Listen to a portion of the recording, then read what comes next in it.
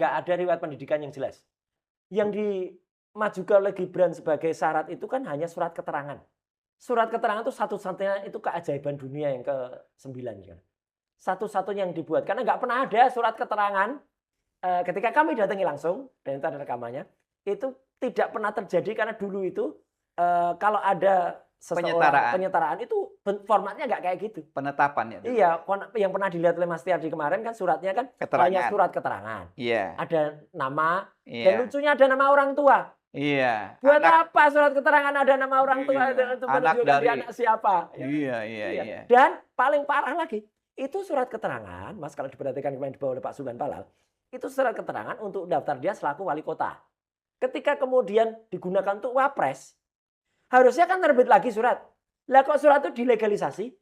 Cuman oleh kepala TU. Jadi ibaratnya kan ada surat, ada ijazah, kemudian dilegalisir, yang legalisir itu minimal adalah dekan, minimal ya toh, atau bahkan rektor. Masa pegawai TU yang melegalisir surat yang melegalisir surat keterangan itu kan pegawai TU. Untuk pemilu 2024. Untuk pemilu, untuk dia jadi cawapres. Ini kan kebangetan, apalagi surat itu sama sekali tidak benar. Karena di surat itu disebut penyetaraan untuk grade 12 ya, 12. Nah, untuk menjadi setara dengan SMK. Mas dan semua bersahabat, istilah grade itu tidak ada di Australia. Nggak ada adanya ya?